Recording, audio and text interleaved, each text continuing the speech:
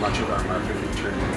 So it's not the cleanest, but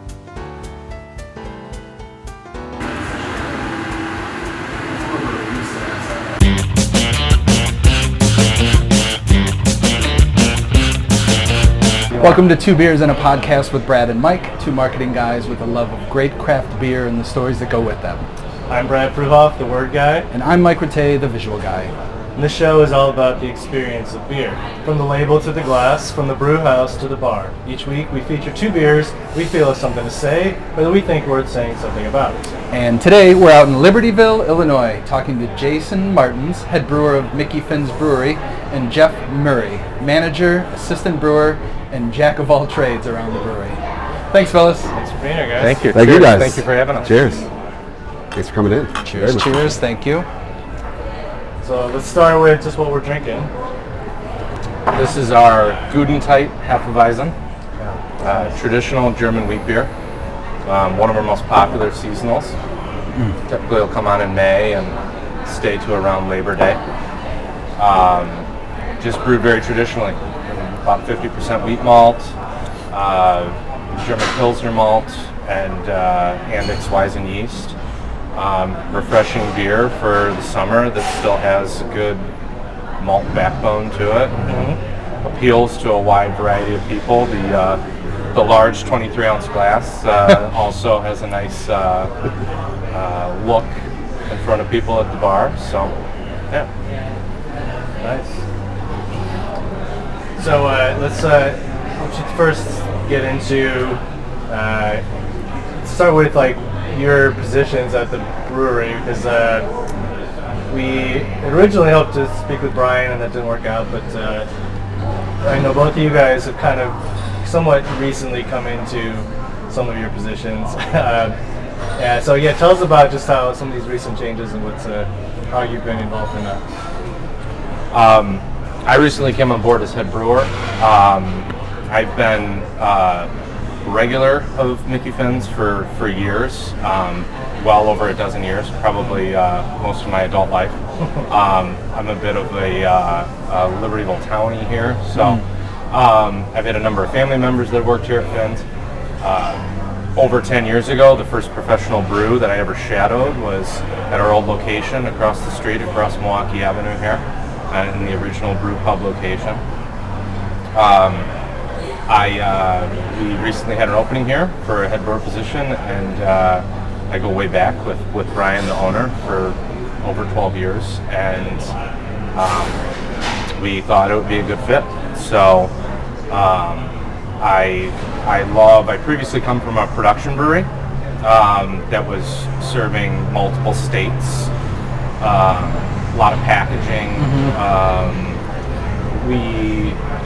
Being a brew pub here, I really like the opportunity for me and my beer in that I'm able to we have more of a control. Everything that's being served is coming off our taps, or filling growlers, hand filling cans. I like that control. I like knowing that my beer is always being served fresh. Also, a smaller volume means we're turning stuff over, so hopefully you're always getting a very fresh product here at the brew pub. I also think that our customer base here fits my brewing style well, in that while I am a fan of newer hazy style beers, fruited sours, pastry stouts, milkshake IPAs, everything. I also really enjoy just a classically well-brewed German lager. A great Kolsch or great German Pils are one of the best things to make. So our customer base kind of feels well. We have a younger crowd that does like the newer, more adventurous styles, but we also have plenty of old school people that like just drinking classic Martzen every fall and just want it brewed well. So I'm very excited to be here, and I think it's going to be a good fit for us going forward in the future. Yeah, I'm new to the assistant brewing position. Right. Sort of new to, I guess, the brewery ambassador position-ish, if there is such a position here. But I've been with Finns for on and off 10 years or so. Going back to when I was running my own business and working with my dad also, and I was just doing security here. Literally, they asked me and I was like, sure, I'll bounce at a door, why not? I'm a larger guy, so it works. So yeah, and after all of that, a couple years ago, Brian asked me to help out, managing the floor a bit. So I did that, and then they wanted a Sunday manager, so I did that. And then we put in a new point of sale system, so coming from an IT background, kind of helped with that, and I've taken over kind of that sort of side of things. And then recently, as we started to look at transitioning in the beer, trying to put it more front and center and so on, I started taking a more active role, pushing us back out into fests that we hadn't been to in a long time, and kind of getting us back engaged with the beer community and kind of trying to get the MickeyFinns name back out and the beer back out into the public. Then, yeah, we had the transition of head brewers. This is much more recent. This is now we're in the 6th week of the new regime. And I've been in the brewery now 8 weeks. It's my 8th week because I stepped in for an exciting 2 weeks of transition by myself. With, I mean, under the radar somehow. But yeah, so yeah, it's just kind of I pick up new hats regularly here for some reason. Right. Well, that means you're making yourself valuable, right? I suppose. Yeah. So let's back up though to when things got started back in '94. To the extent that you're able to speak to that, how did this place get going and become what it was before it took the turn that you're now turning back from? Let's say.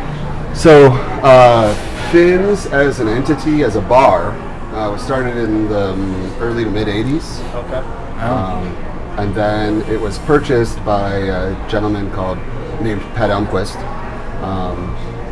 And he then was approached by another gentleman named Bill Sugars to partner and to buy this, and we're talking about the location again across the street and down a block, to also obtain rights to the building next to them, which then became possible, had room for a larger restaurant from just a little kind of dive corner bar to having a full restaurant, a full kitchen, and also space for a brewery.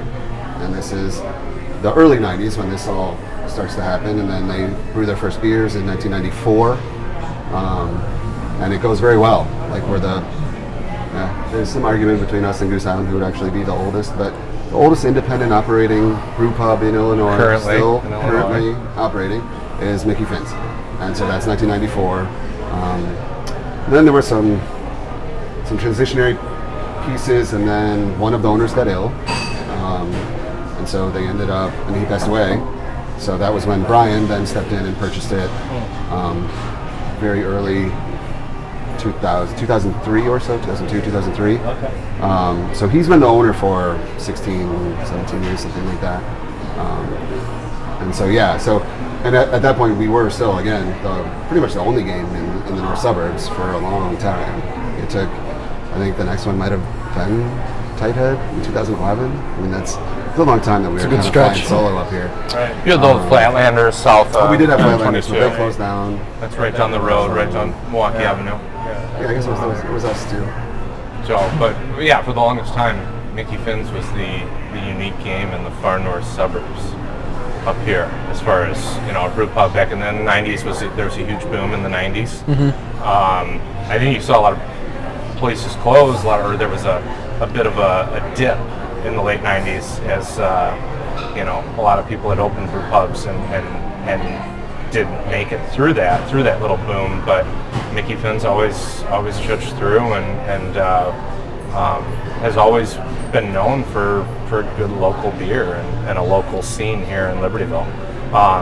As you see, we got a great downtown here, up and down Milwaukee Avenue. Libertyville's kind of known for that. Mm-hmm. I think that back in the '80s, when the original MickeyFinns bar was founded, that was at the start of the rebuilding, the kind of the resurgence of the downtown. Yeah, it was the first full service restaurant.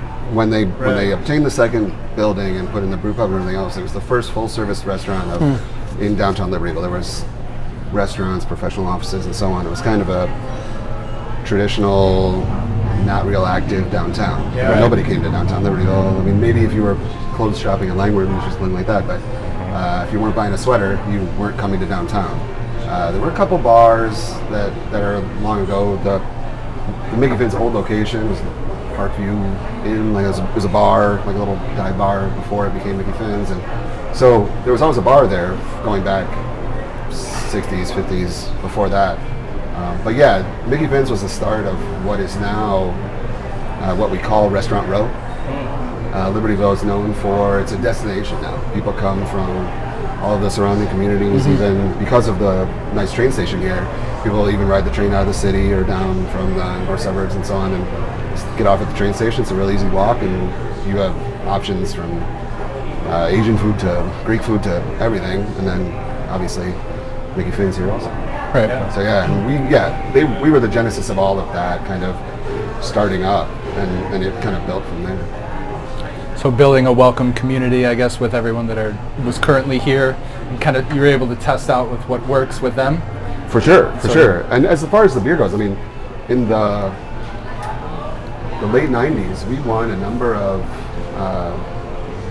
GABF gold medals. In fact, this our Hefeweizen, which this is not quite the exact same recipe, but I mean, there's been changes over the years. But won a few medals from GABF. I think there was even a World Beer Cup medal or two back in the old days. So we were known as quite a good brewery, which I think speaks to why we survived that sort of up and down, and when craft brewery was big and then not, and then now it's again big.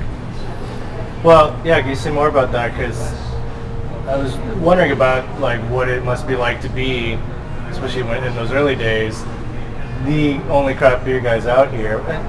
For a lot of guys who started in the 80s and into the 90s, so they were the only guys around. But it's even still with 7,500 breweries, we're still only, depending how you count it, maybe 16% of the market or something of all beer market, right? Yeah. So back then, I mean, it must have been infinitesimal by comparison. So how important do you think it was just to make really great craft beer and finding those people in Libertyville in the area versus just being like creating that restaurant space that people want in downtown? Or was it just those working hand in glove? I think it was both, for sure. Yeah. It was a nice restaurant for the Libertyville community to come to. And being the only one on the road was, people came. And then the craft beer was a big chunk of that early days was education, was consumer education, and trying to make sure that our beer program was approachable. I mean, you'll still see, like, this was one of our early beers. The wheat that we have is one of our early beers. The amber that we have is still one of our early beers. We're still brewing much of the same kind of core beers, for good or ill, as we were then. And it's about just customer education, make sure that they know what they're drinking and why they're drinking and what is. And you don't know, I mean, it's going to the beer fest since we've been doing that. I hear from countless people, brewers, people attending the fest, all sorts of people that they'll name one particular beer. They'll name either, MickeyFinns Amber was like my first real craft beer. MickeyFinns Wee Heavy was my first, like, whoa, blew my mind, made me want to know more about beer. Or any of the other, there's Santa's Magic is always one that's talked about a lot, but all of those kind of things, and it's really cool to hear that. It's really fun to be out in the beer world and have people say, especially other brewers that are standing at the tables next to you, go, you know what, that Wee Heavy was what turned me on. That's why I'm here. It was a lot of people's first exposure to craft in the area, and it helped having that for the restaurant scene here that was growing in downtown. And then people are like, oh, this is a craft beer. This is what a wheat ale can taste like. This is what a German Hefeweizen tastes like. I think it spurred on a lot for the craft scene up around here. And I would also say, like, I think MickeyFinns and Libertyville has done quite a bit for, like, even just Chicagoland. There are a number of brewers in very high-profile breweries that are from Libertyville. Yeah, and I really think there's a reason. We have a number. I believe that. Jonathan Cutler from Peace is a Libertyville graduate. Actually grew up right right around the The corner. side of his house was from the back Jeff. of my house. Oh, is that right? John Laffler from Off Color, Yeah. also Okay. a Libertyville graduate. Anthony Carollo from Lucky Monk Lucky Monk. in Okay, South yeah. Barrington, also a Libertyville graduate. So, there's a lot of people from in the craft scene that came from this small little area, this small little So when you section say of the world. and when you're saying Libertyville graduate, you're saying they just, in terms of being maybe inspired, but not necessarily like having worked here. No. They Right, were not here. Libertyville High School. Yeah, alum, like grew up around so they here. grew up I'm around inspired. here, Gotcha. but. Okay, and Yeah. probably inspired by MickeyFinns. Yeah. And we had after Finn's, there were other beer bars that opened up in Yeah. town, and I think it just having a local brew pub and then all of a sudden other craft beer bars opening up, it just Libertyville was the craft beer place to go between those craft beer bars and MickeyFinns in the northern burbs here. Yeah. So And I mean, my dad was one of the early original Mug Club members. I mean, that's part of the reason I'm here. It's, there's a real connection. I have his mugs lined up at home. And it's really cool to look back at that and say that's fun. Yeah, that's that longevity that creating that relationship. When did that mug club start? They started a Mug Club pretty much right from the get-go. Yeah? Yeah. They understood that Smart move. engaging with the community was the key and making people feel like they belonged. And because, again, the early days of craft beer, there wasn't other stuff to say, oh, this is like that. I mean, maybe you could say this is something like a Hacker Shore or something like that, but even that wasn't that prevalent. Like it wasn't, it was, Miller Lite or whatever. So it's the Mug Club is a huge connection to our community. It kind of helps us communicate better with our customers and make sure that they know what's going on at the brewery and helps them feel like they're part of our family. Which is kind of what we're focused on that one. Well, finding people to buy into that, though, is like the whole other aspect. Like, you could offer it and then people could not care. But the fact that the people are actually open and want to learn about it. Yeah. So, I mean, that's... What was the pitch? Do you have any idea what the pitch was back then? Of like, Well, it's the same as it is. It's a bigger mug. It's a bigger mug and Yeah. more Yeah. beer, and then Beer on your better, birthday. better value. Right. That draws enough other people in there. Yeah. And I think also there's something to be said for when you're sitting at the bar and you have this special mug sitting in front of you, and everybody else is going, Yeah. how do I get that? Right. It's the exclusive club. Yep. People see that.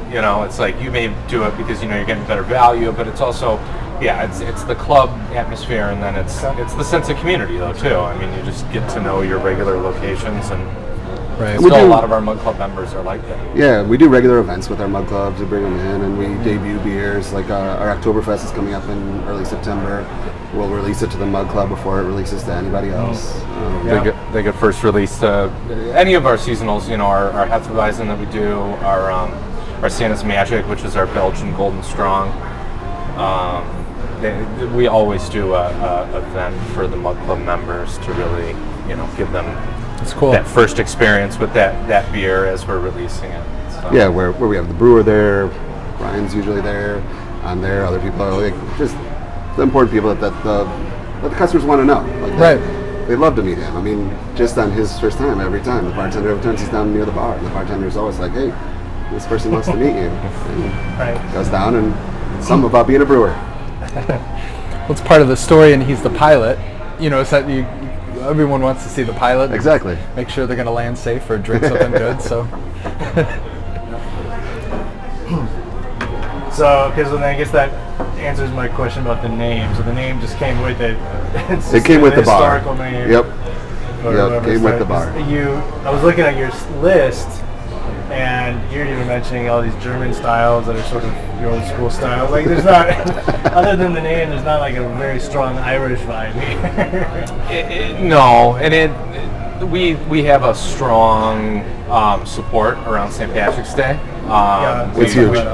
We release our Irish Red, our Irish Stout, as well as our Doppelbock, which That's my favorite. may sometimes be on tap before That's that, my but we kind of do an event with 95 Will Rock out of southern Wisconsin area rock station, and they do a broadcast every St. Patrick's Day morning here. So we always have Will Rock Doppelbock. They wanted a beer that rhymed. They wanted a beer that rhymed. And We couldn't come up with an Irish beer that ended in "ock." Yeah. Will Rock Doppelbock has a better ring to it. So so it's Doppelbock starting at about 7 a.m. Doppelbock. So things get a little interesting here on St. Patrick's Day morning, but it's a fun time had by all. But yeah, no real strong Irish ties. Previous brewer was Australian, but had a love of British ales and brewed some amazing British ales.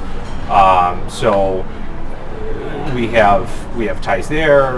Really, the customer base, I think German lagers tend to do really well here, or German wheat beers.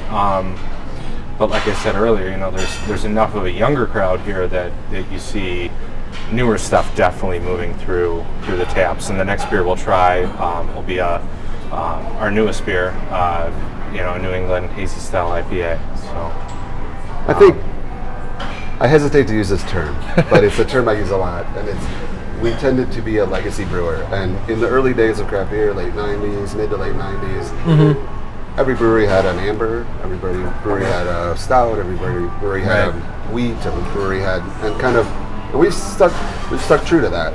And we've kind of not ventured previously too far out of that sort of, this is what we do, we do it very well, this is what we do. And so I think, there isn't a real, we're kind of nationality agnostic a little bit, not Irish, not German, we do a little bit of everything. We do Bohemian Pills and Czech Pills and some others like that. It's not tied to the MickeyFinns name, sounds Irish and kind of should be Irish or something. And we do, it is, he's right, it's a huge St. Patrick's Day party. It's, it's one of our busiest weekends of the year every year. So it gets crazy. But outside of that, the Irish thing is kind of downplayed. And because, in the second week of September, we're going to have a big Oktoberfest. You'll see big Oktoberfest banners hanging from the rafters. You'll see even our guest steps will all be Oktoberfest with an exception or two. All German food specials for the whole week. We even have a dress-up day where all the employees dress up in kind of usually faux t-shirt lederhosen, but dress up in some form or fashion. So we kind of just go with the seasons, and we like to kind of focus on that instead of necessarily trying to be the Irish pub. Yeah, well, that gets to maybe the next sort of stage or two of your evolution, because so part of what that's about is just like you sort of inherit this brand. Yep. You create this brewery that is not necessarily related to the original concept of the dive bar. Right. Right. Very true. It just sort of keeps evolving, and you're carrying the brand with you. But so you were saying though that before we started taping that, and so tell us a little bit more about, like, there was a period when maybe the beer became less important than the restaurant, and now you're kind of rethinking. I'm probably speaking for myself more than the restaurant itself, but I guess in my perception of been here 10 years, there was a loss of focus on the beer. We definitely focused on the menu, we definitely focused on kind of other sorts of things, and there was a period of transition between the old location and the new, which happened 6 years ago. Yeah, why don't give a little backstory as far as that, because that was kind of a big part in moving over here. So 6 years we moved over to this location from across the street, just a block and a half north. And this was an old building it's over 100-year-old building. It was originally a car dealership, and then at one point was really car repair. Car repair. At one point, I believe a dealership. It was in the beginning. It was a Dodge and then dealership. car repair, and most recently office buildings. But moving over here was quite the build out, and that was also quite the expansion. Significantly more space over here. It's a big space. Yeah, for the brewery, but mostly the restaurant. So that was around 6 years ago, and that was it's kind of a big event because brewing operations needed to be shut down for a little while.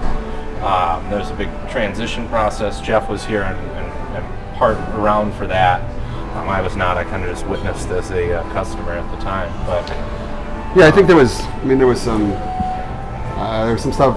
We wanted to own the building. Our owner Brian wanted to own the building, and so he was able to buy this building for a pretty good price, and so it just made sense to move. And it's literally a block. It's a block and across the street, so it's not. We didn't move across town or to some other town or something. We're still deeply rooted in Libertyville, deeply rooted in where we come from. downtown Libertyville. But yeah, the move over was an opportunity, and it was it's a much larger restaurant. It's a 70-foot bar. It's a giant bar, and then in the back there's actually very large event and banquet spaces. And So this is that amber room. Yeah. Kind of got a Oh, space right in here. there. yeah, this one we use for Then like private bar, banquet space in here. from weddings to reunions to everything in between, memorials, etc. But so it's. I think there was perhaps not maybe exactly in that time period, but in that time period, and a little bit before and a little bit after, where there's a little disconnect between the brewery and the restaurant. Brewery operations we were making great beer, but we stopped going to the festivals, we stopped doing a lot of the other kind of outreach, we stopped doing a lot of the customer education. Was there something driving just the different change of emphasis? I think it was just a focus on improving things that we could improve. I don't want to throw anyone under the bus. Right. And Fair enough. So I think it was just a transitionary period, and it was one of those like where, and then I think we kind of lost focus on the beer. Let's just put it that way, and then we started to refocus and started to re-educate our staff and started to do kind of take it another direction. That started kind of purely coincidentally when I started managing and doing some of that stuff to kind of drive back to getting back into the beer and back into the festivals and back into kind of getting back where we should be as Illinois' oldest brew pub. We should be at the forefront. We should be a destination for beer lovers, and we weren't for a bit, and maybe we still aren't. I don't know, but we'll get there. But yeah, so we kind of did this kind of transition, and some people wanted to come along for the ride, and others didn't, and so yeah, we made some refocused switches, and so we're super excited about where we're going now. Where it's the next beer that we'll try is our fastest selling beer in the last 5 years. Interesting. Outside of Santa's Magic. Let's set that one aside, because that's a different animal here. Yeah. Yeah. We can get to that later, but I'll tell you the Santa's Magic story. It's pretty nuts here for about 6 to 8 weeks here in downtown Really? Libertyville. But yeah, so we're excited about the new direction. We're excited about refocusing. We've been doing heavy beer education classes with our staff, making sure we're back to knowing what we're talking about and really engaging with the customers on and getting our staff excited about the beer. That's a big piece of it. Is when a customer's sitting across the bar or at a table and one of our staff is sitting there and says, "Oh my gosh, I love this new beer. This is great," or "I just learned about this style. This is what it's about. And when they can kind of engage with the customer that way, it changes the dynamic and it makes that customer really like, "Oh yeah, heck yeah, I'll try that. Let's give this a shot." And it's starting to, we can see it. It's starting to kind of reinvigorate, and it's a lot of fun. Interesting. Yeah. What do you guys think of the Hefeweizen, by the way? I'm just curious. That's a good thing. Sucks. Sorry, I probably shouldn't have poured us the full 23 ounces. I should have poured a 16 ounce snifter, but we normally. I realized that after we're sitting down here, and I'm like, oh shit, that's a lot of beer for us to be going through. Yeah. Next one will only be 14 ounces, I promise. But it's 12%. Oh, okay. It's not that high. 6.2. We're good. It's a light beer. So I do want to talk about the new direction a little bit, but I also want I feel like once we get to the hazy, like that'll be an opportunity for you to talk more. I also want to give you a chance to drink a little bit more, but yeah. But I'm also curious, like, how you guys think about your customer. So you kind of described the sort of two main categories, I suppose, at least in terms of who's buying the beer. But I think it's interesting to think if part of what you represent is a sort of legacy restaurant brewery in town that people now know as a place where they get a good meal and get really great beer. But it's also interesting to me to think that, well, I guess I wonder, like, maybe I'm kind of combining two questions here, because it also seems like you're on the train line, but you're out of ways from Chicago. Like, you're not necessarily always in the same circles or whatever, like, just in terms of, like, who you're rubbing shoulders with. Sure. When the Chicago guys just are doing their Chicago thing, right? Oh, absolutely. Chicago's because it's the center of the world, right? Yeah. And so anyhow, does that, I guess I'm curious to what extent maybe like the legacy thing just, maybe that's working for you just because that's a different kind of clientele that's just out here that just, that's what they want, that's working for them. Like, they don't... I think there's, I think yes and no. I think MickeyFinns can stay MickeyFinns because of that legacy type customer that just, it's, the beer's not going to change. The beer's not going to adapt, try to grow, or try to be new and inventive in any way.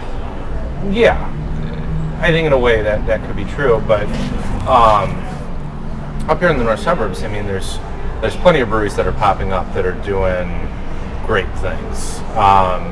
Our former assistant brewer here, Lane, and his wife Beth have started brewing Table over in Lake Zurich. They're doing amazing beers over there. We've got our friends over at Tighthead in Mundelein, 7 minutes away, right down 176. They're doing great beer over there. There's a number of other breweries up here in Lake County, this county alone, that are doing a ton of newer beer styles, and they're drawing out a whole new beer crowd.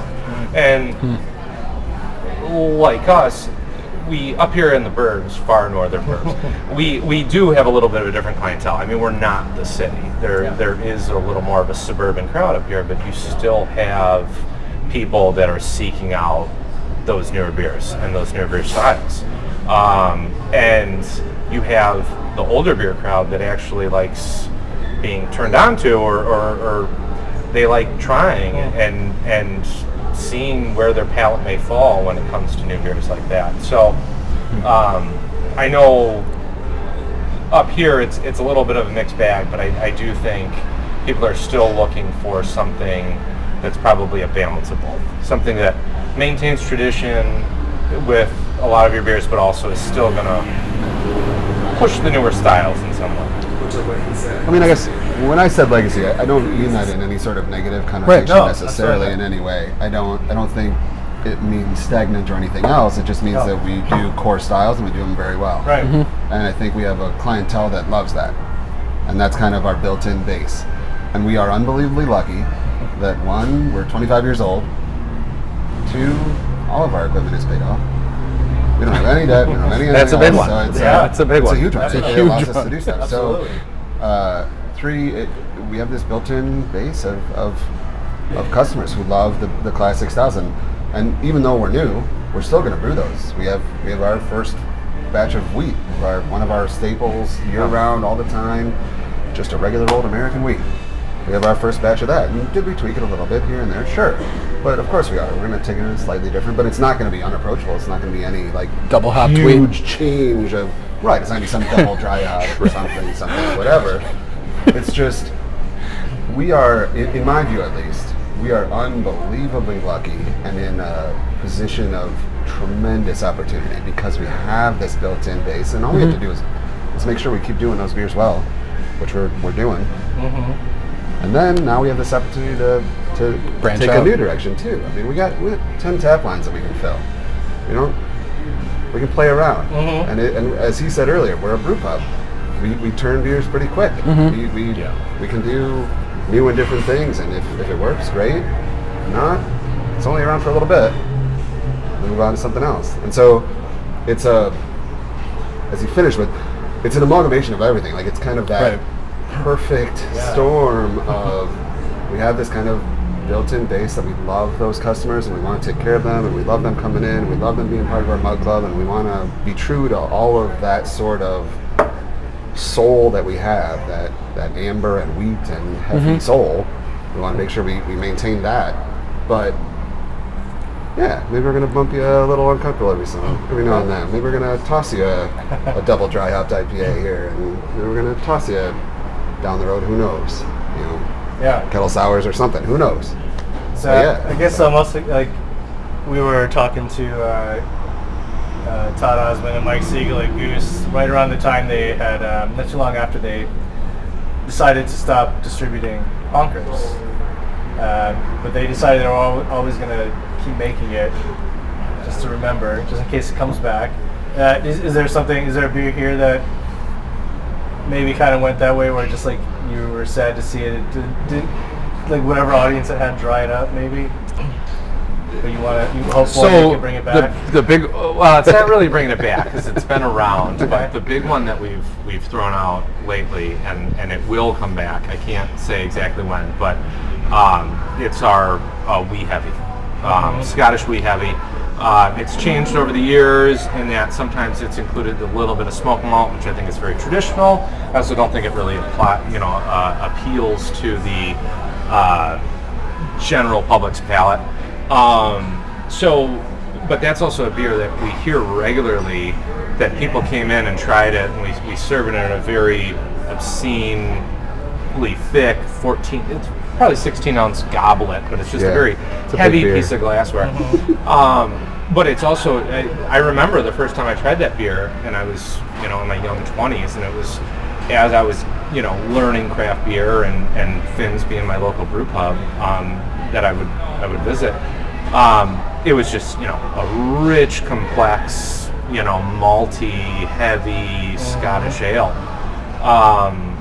And that's something that, again, we hear that from old regulars that say that was the first beer that turned them on to craft. And it's not just old regulars that are still drinking amber or wheat. It's old regulars that are now drinking like IPAs and juice bombs and they're like, Wee Heavy, 15, 20 years ago was the beer that set me up. Or such a weird beer, but we hear it all the time. And we hear the way things change, right? Yeah, and the Hef is another one too, that I think the first time people came in and experienced a really fresh Hefeweizen, at the brew pub, 20 years ago, that probably changed their, changed their perspective of what beer could be flavor-wise, freshness.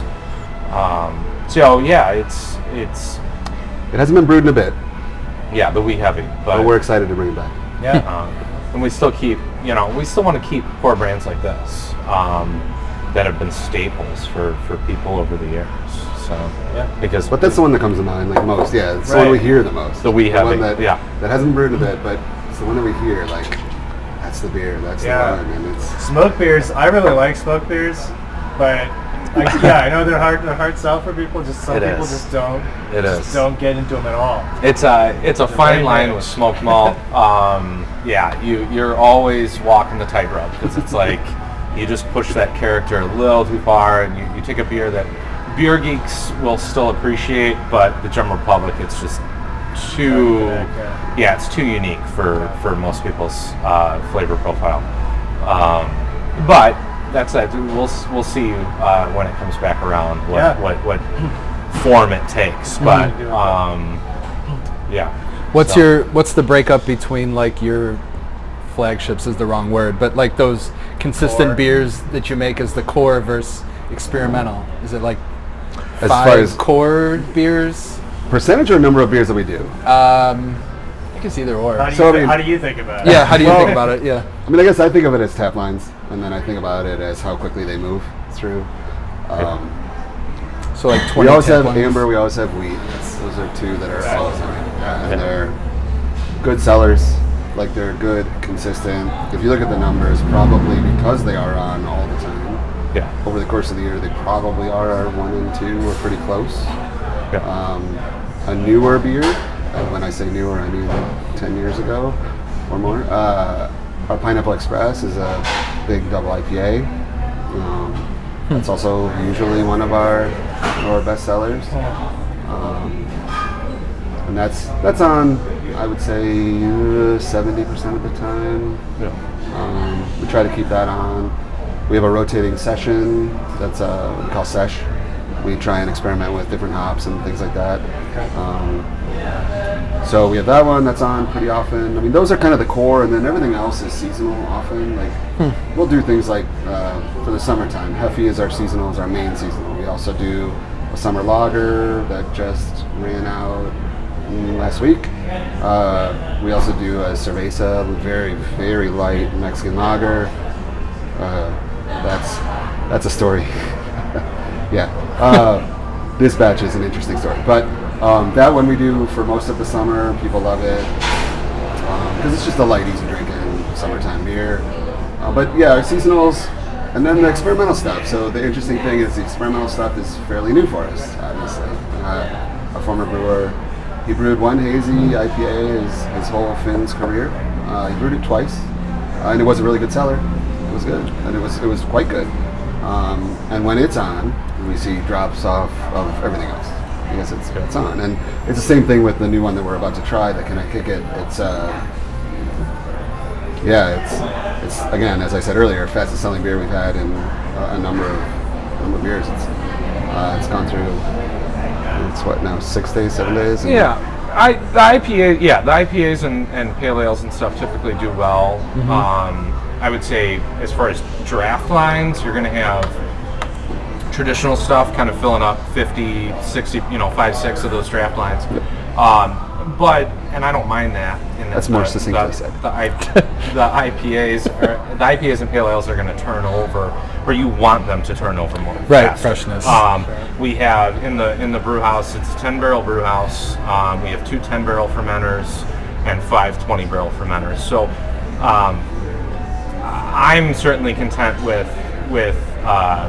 more of the staples, kind of chewing up some of the draft lines and just trying to turn over some of the hoppier stuff. I mean, I always want IPAs drunk fresh. So right. The fact that we're moving through it shows that there's a demand for hoppy beer. I mean, there is. I don't think anyone can argue that nowadays in craft beer. I think that's a hot take. Hot take. Hoppy beer is popular. Breaking hot take. Yeah, heard it. Yeah, heard it here last. Right. Cutting edge. But no, it's not that. Again, it's not that we're late to the party. It's just that we're finding how many of those hoppy beers are we pushing on tap while still maintaining all those core brands that obviously have maintained this for 25 years. So, and that's kind of what I was wondering with asking that, because just wondering where the experimental people are. Yeah. It's like if you can slowly pepper those in, like after two wheats, then they'll be like, let me try some of that IPA. So we have the luxury here of when they moved over this location 6 years ago, when we installed this beautiful bar behind us.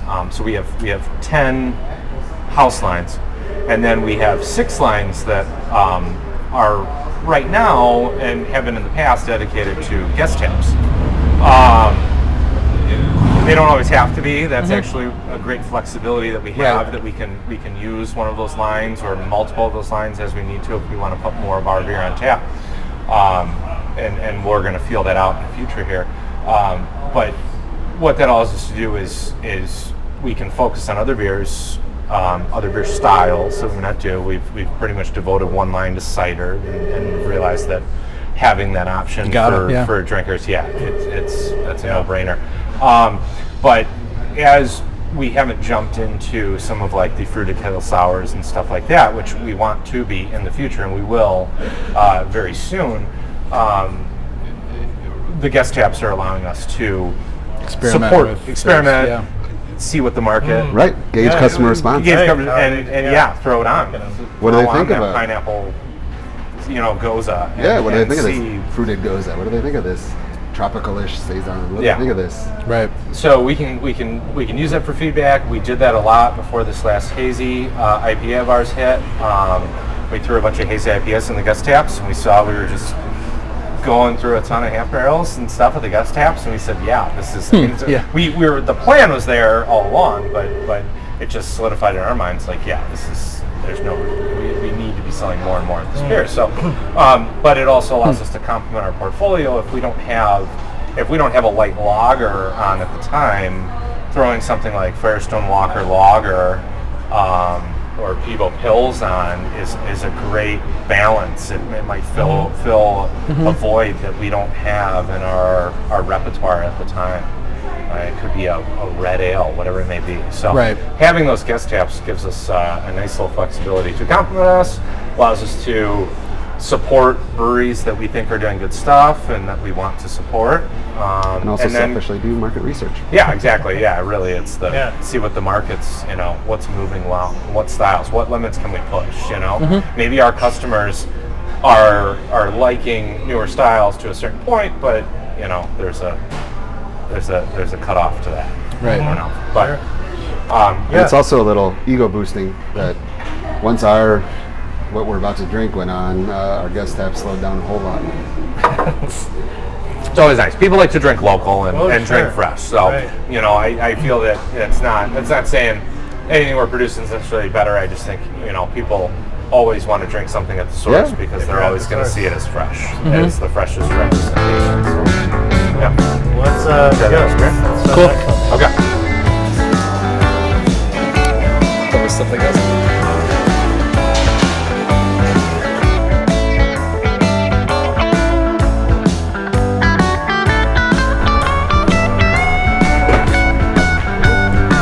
Oh yeah, two very tough.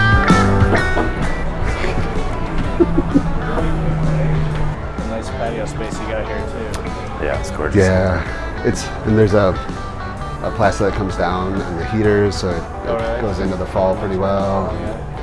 The winter is fire rough, pit right out but, there. there's a little fire pit here. Okay, so we got a new brew up. Cheers. Cheers. Cheers, everybody. What are we drinking? This is our newest hazy. Ooh, Can I Kick It? Little Tribe Called Quest I was gonna say, is that reference. just Tribe? My the logo. My first kind of hazy on board here. So just kind of, can I kick it in the new space? Double. Mosaic, Citra, Simcoe, and Eldorado hopped, which hard to go wrong with that combination there. wait, what's the word? Banger.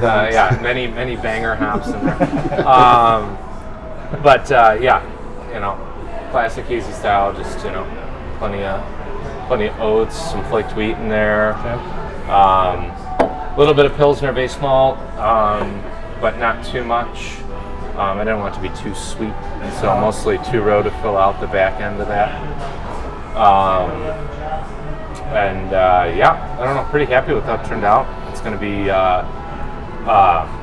something that has been immensely popular in tap since this came out. Looking forward to do many more. Again, I think our size allows us to just throw these regularly in rotation and just keep them fresh and just keep moving through them, and constantly evolving.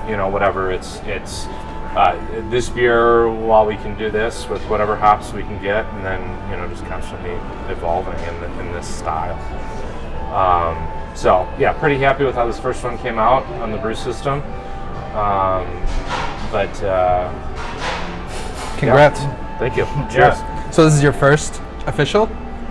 First official Recipe hazy. First official, we bill this as the first official Beer I Jason original recipe, original right. brand, original. Oktoberfest, which will be coming out in 2 weeks, a little less than 2 weeks. That is a brand new recipe as well. But, other things have been slightly tweaked here or there. But What's interesting about this that I like is it actually puts me more in mind of like Alarmis Lejeune, where it's still got a kind of bitter beer element to it that's like reminds you you're still drinking a beer.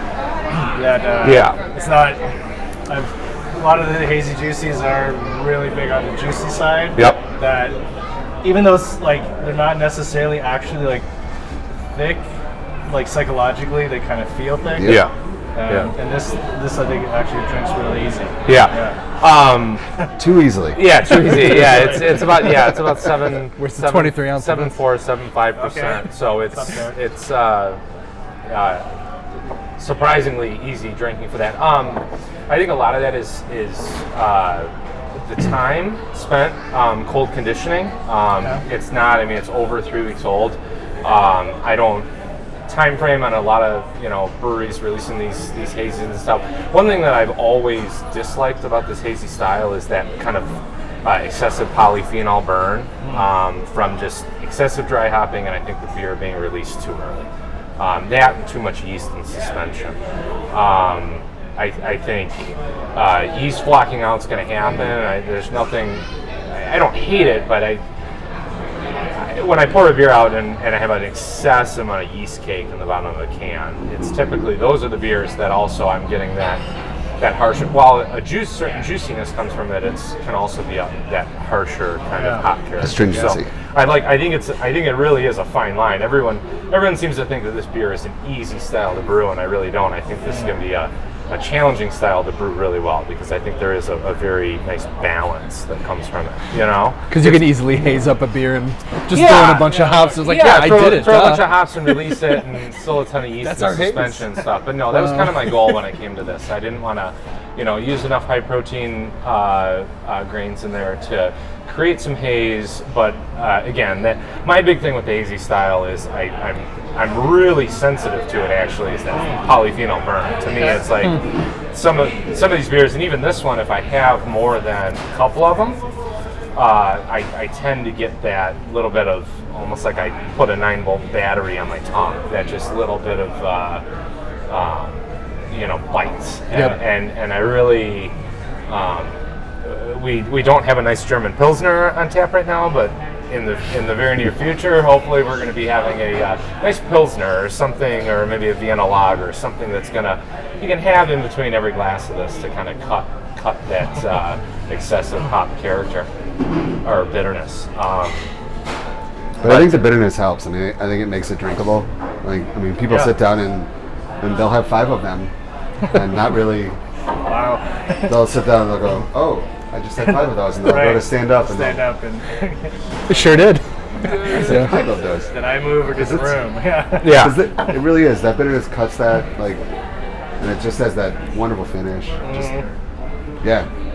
Super happy. The bitterness too is probably. I mean, I'm still getting dialed in on this brew house, so exact quantities and timing of Whirlpool editions, dry hop editions, stuff like that. I'm still tweaking process on that and learning exactly how much bitterness, something that it's very hard to, calculate something like your Whirlpool editions, or it's harder.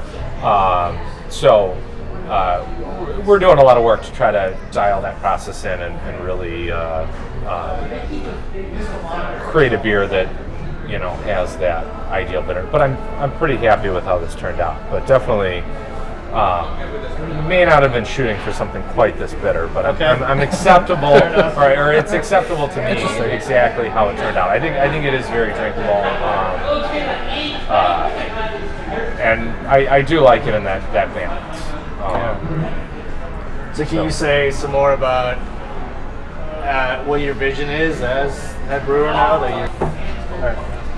All right, so I'm wondering if you could tell me a little bit about your vision now as head brewer, especially as Jeff was saying, you're kind of poised to rethink and kind of put a different emphasis on the beer side of things. I'm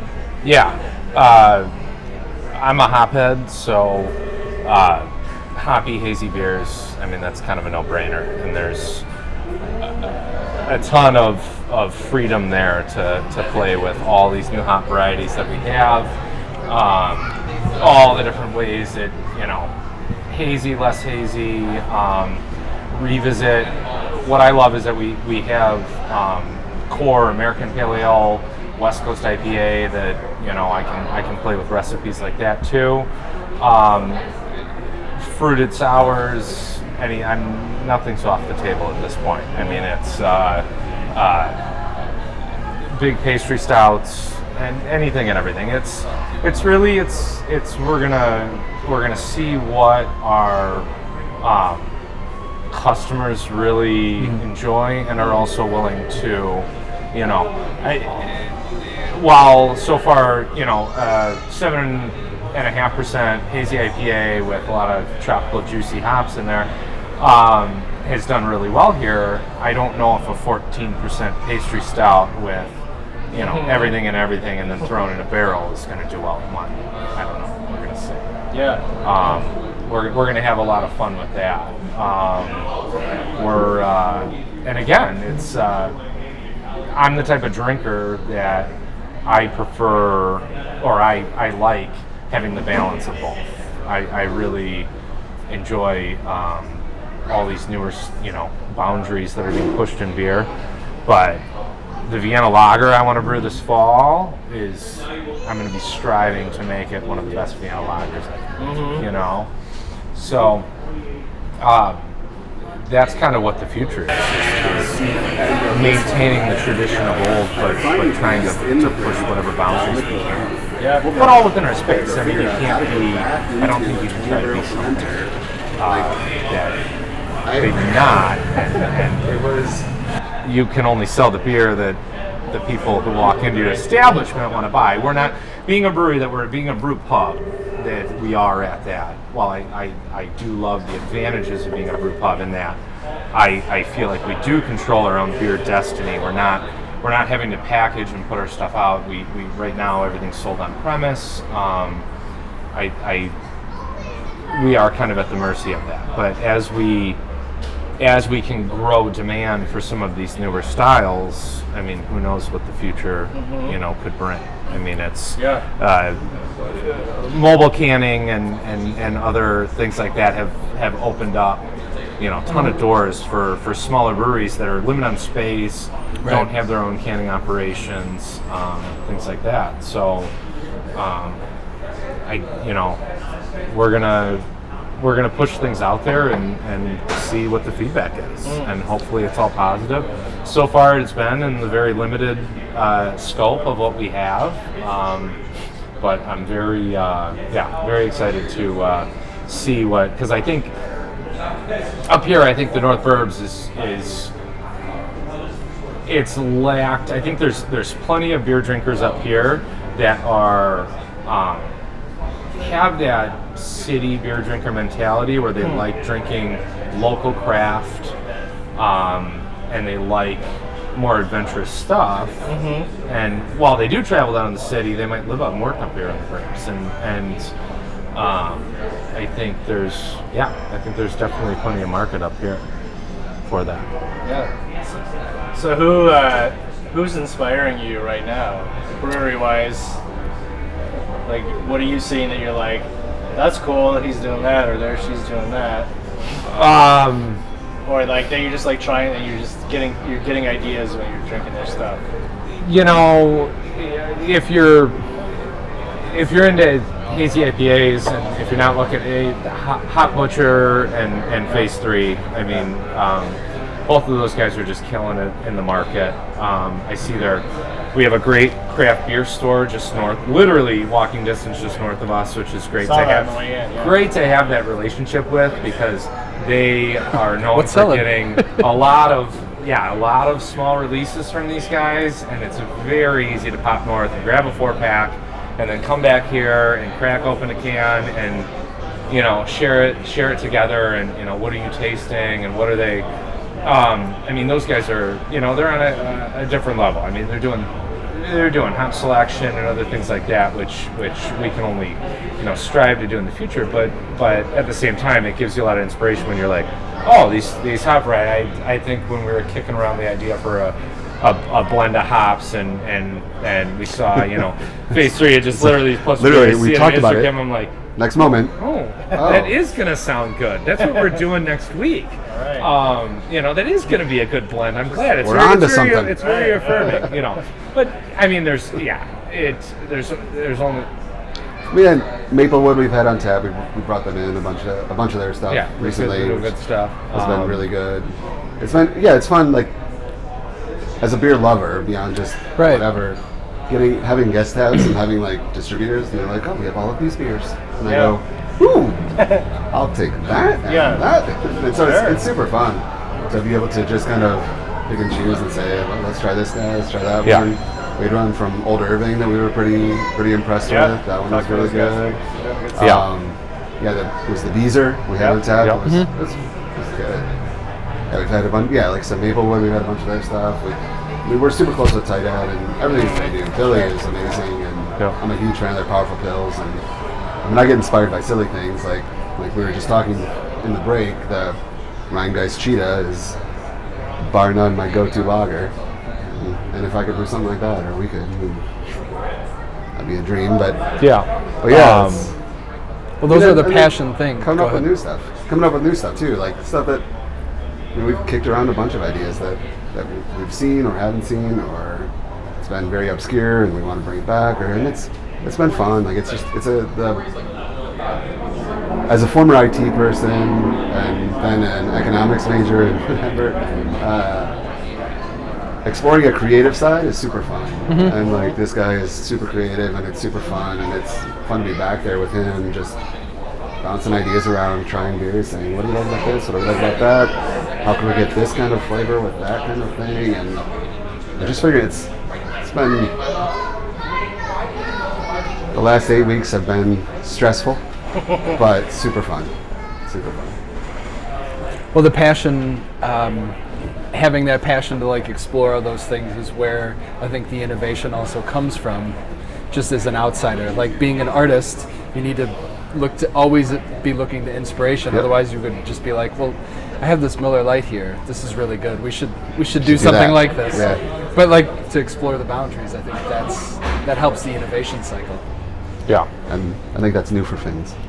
Okay. Perhaps that's the overarching future vision is honor the core and honor the legacy and what we're doing and keep that alive, because I love it, he loves it, our customers love it, but then let's innovate, let's try some new stuff. Right. I mean that's where I'm at. Like I feel like I've evolved similar to like where a lot of maybe like I don't know, maybe second generation, third generation craft people, but also kind of where you guys are landing too, where it's like I want to know that all those core styles are there, because I will choose them sometime.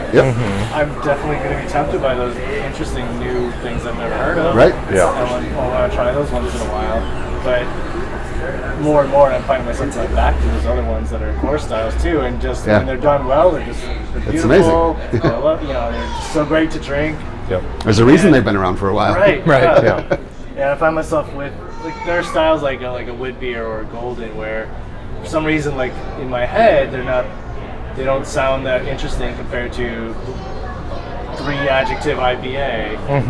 But when I actually end up drinking one of those things, I'm like, oh yeah, when these are done well, these are good. Like these are like just any other beer. So I appreciate that you guys still have some of that commitment to those core beers. I'm also wondering if there's some element of what you guys are doing that might be helpful in just kind of growing into that 80-odd% market share that's still dominated by the light lagers, but that maybe is it sounds like your approach seems to be kind of like, well, we got people who keep coming in because they like those core beers, let's keep giving them those. Why not? For sure. They love those beers, they're good beers, let's give them those beers. But like, oh, like you're here, do you want to try this new thing, right? And you sort of just kind of make these little tiny incremental steps. And you're not in any, because you're in a pretty good economic position, sounds like financially, you don't need to push a lot of stuff right away and like move to the next fad. But maybe you're helping kind of make the incremental change out in the North Burbs here, away from an urban center, with the people who maybe are used to drinking those big brews. Well, and you can see it's not very full right now, but on days like this, we will do that. Like, we sell Miller Lite, we sell Bud Light, we sell all of those in a bottle, never on draft, but in a bottle. You really want to Miller Lite, you can have Miller Lite. I mean, Friday, Saturday night, we're at a concert venue, and where we are sitting currently is the stage, and they're rocking out to the crowd out there, and it's a huge, lively. It's crazy. Bar gets 5 deep.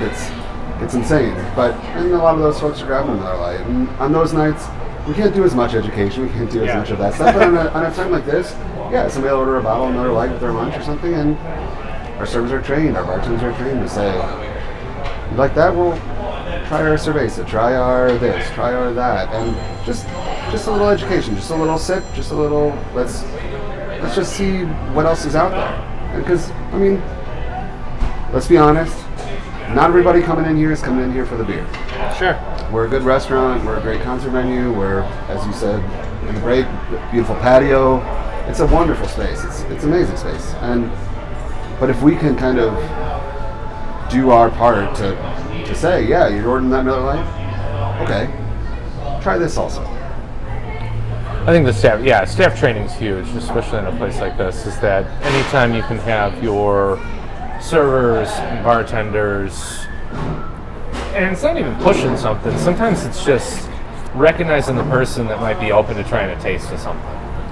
Or if somebody asks what that is, just throw a little sample in front of them. I mean, something like this, like a light lager drinker might, they're going to taste it and be like, no way. Or they might taste it and be like, oh, that's really interesting. They may never order a glass of it, but at least you try it. I mean, it's Is there anything against that? Like, if everyone that orders some kind of big domestic beer, if you slide 2 ounces of something, is that? I mean, I can cut this out if it need to be, but is that something you can do as far as education is concerned? Of course. Yeah. Because I wonder. I mean, that's just because people. The only reason sales and marketing is all planting seeds.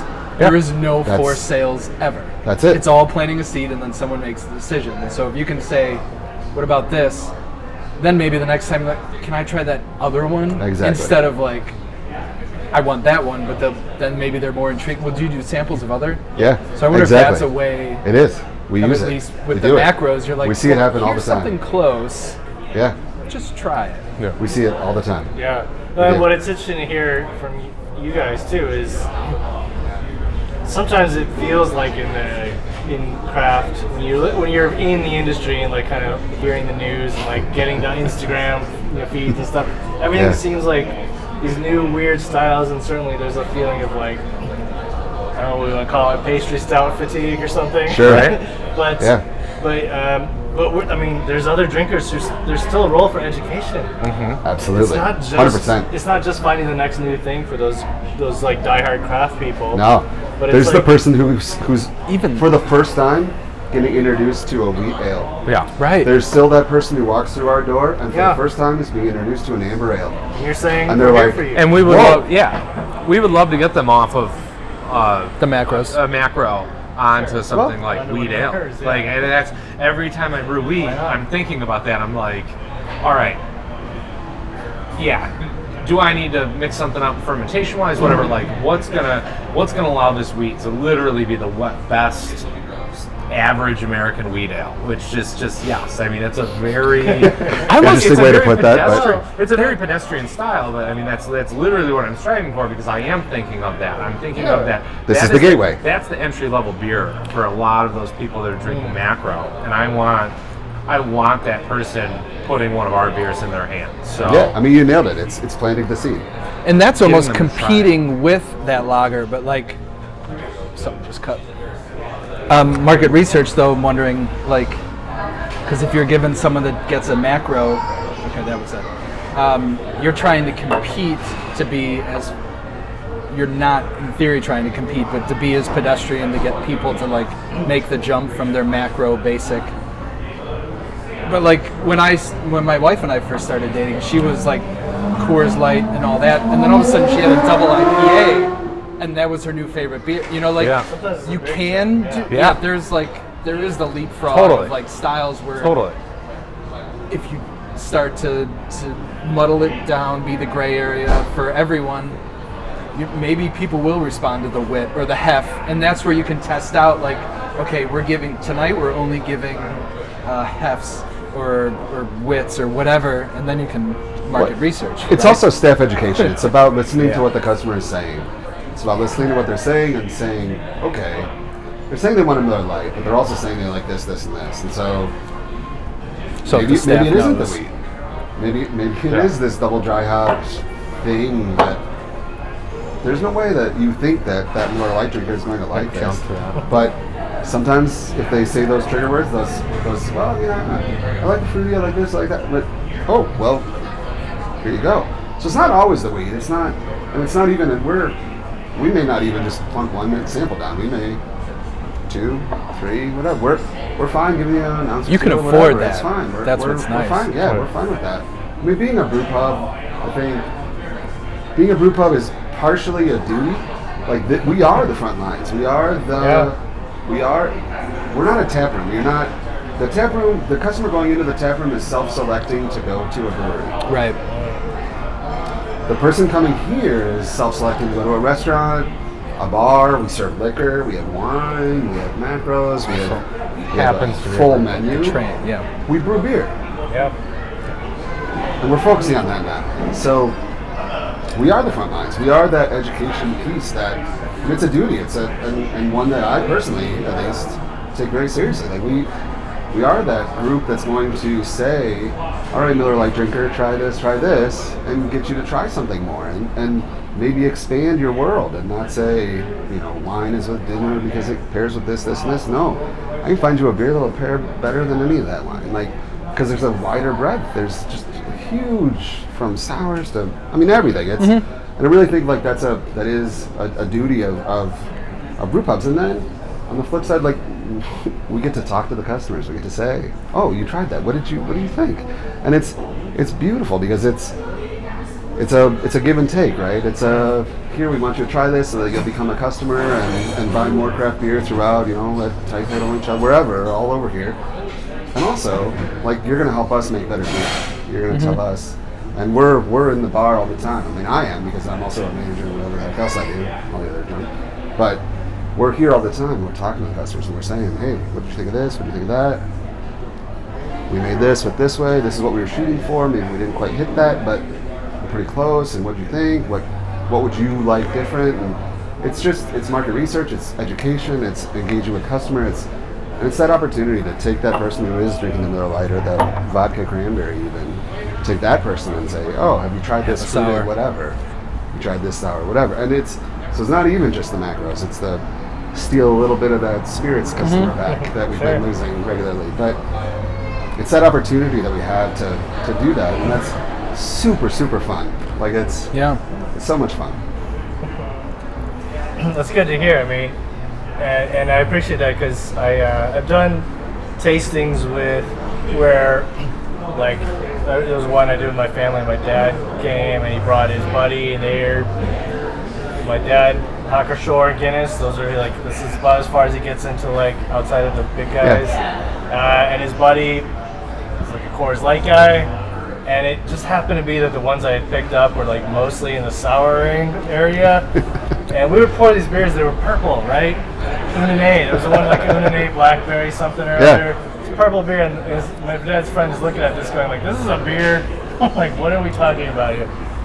But I'll give him credit. He didn't go home going like, yeah, I want more of that. But he tried every one of those beers. He gave it a chance. And I think it's a disservice to the customer to act like some drinkers just don't want to try those beers. Right. If you're being open and honest and candid and just you're just sharing a moment, people will try things. Absolutely. And they might not be for them. Okay. Exactly. It doesn't have to be, right? Right. But like, people will try things if you're open and you're not like putting a target on them, like you must like this, or you don't know what you're talking about. Right. Yeah. And we're in the unbelievably enviable position of saying, we made this. Try it. Right. Which lends that extra like little, oh, Sure. you made this. Yeah. Oh, well.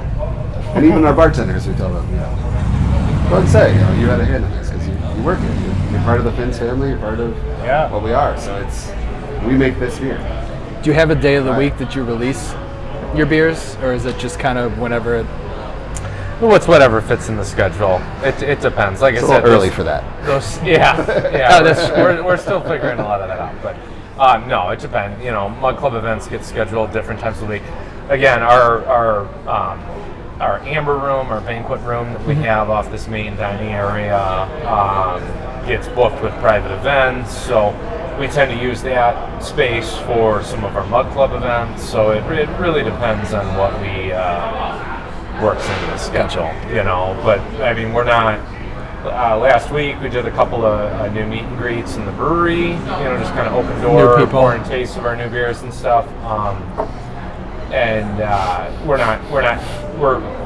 We're using that space too in the future for Mug Club events. So it's hard to say as far as releases, but And the only reason I was wondering too is if there was the day that you could have your new beer Tuesday to give everyone an ounce. We've thought about it. We've thought about it. It's on the table. It's been discussed. We aren't there yet. We're Right. still. I mean, to be fair, first 3-4 weeks we're catch up.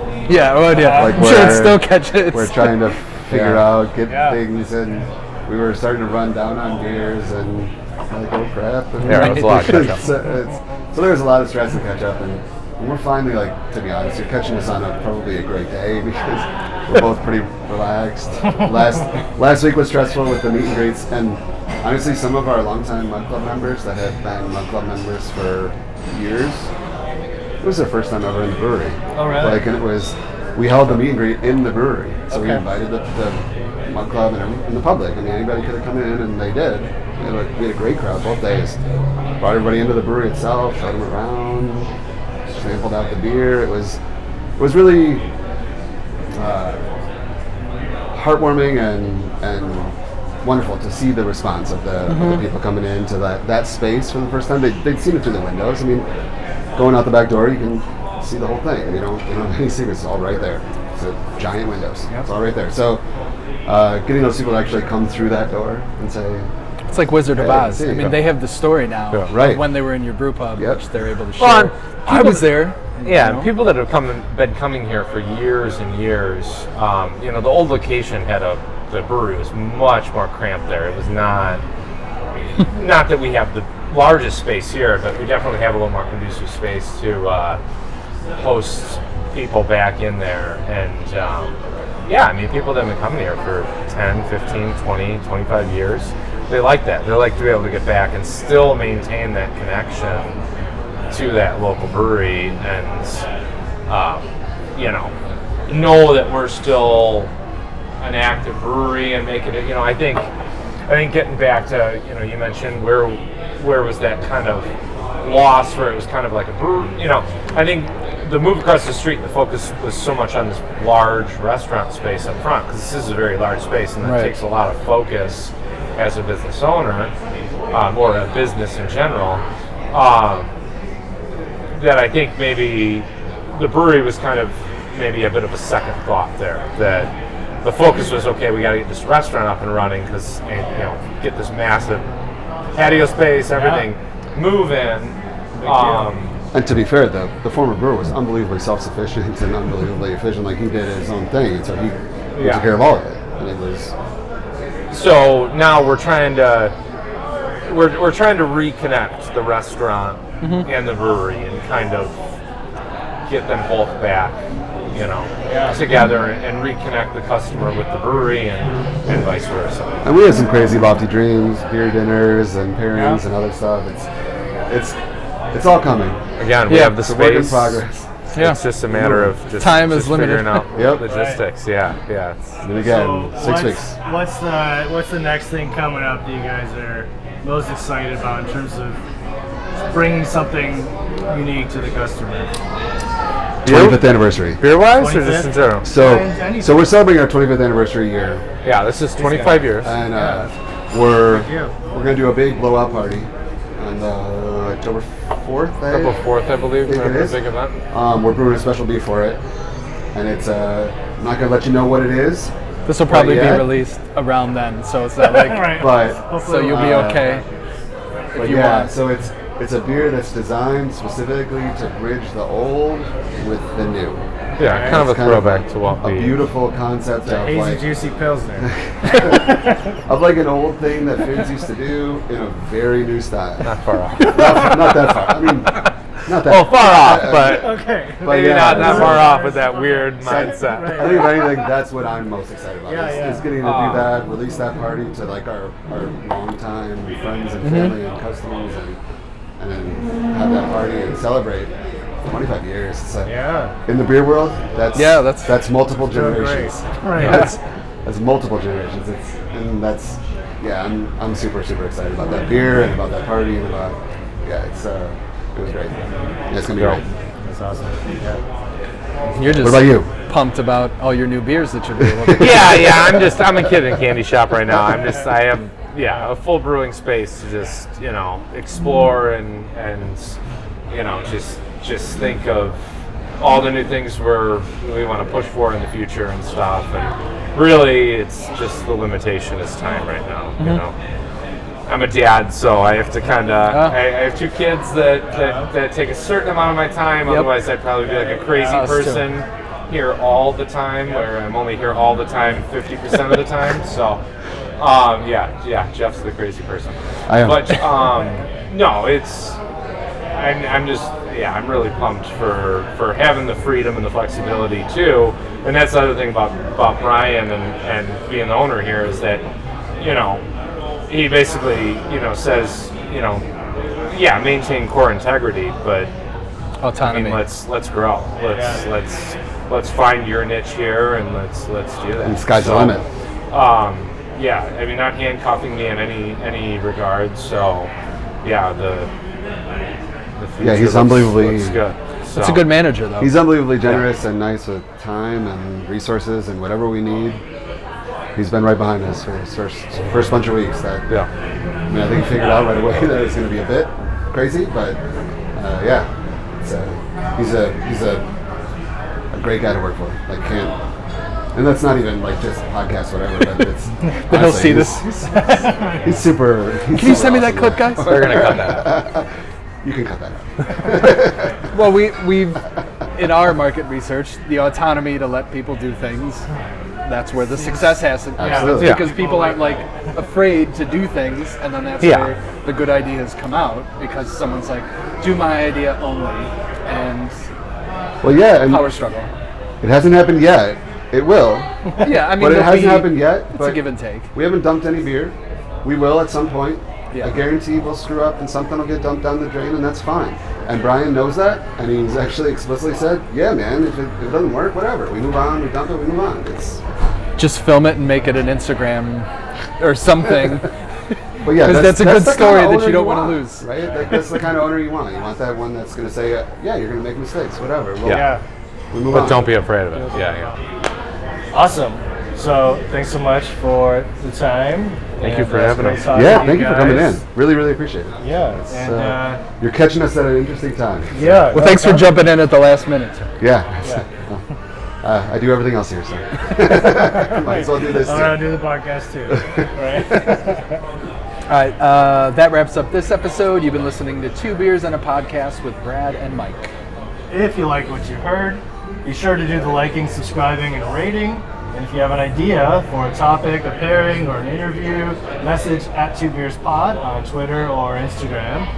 If you want to learn more about our video, web, and social media marketing services, message us at 2beersandapodcast.com. That's the number 2, beersandapodcast.com. Or email 2beerspod@gmail.com.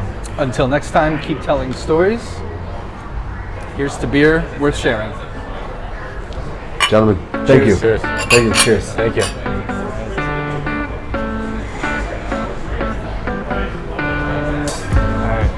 Cool.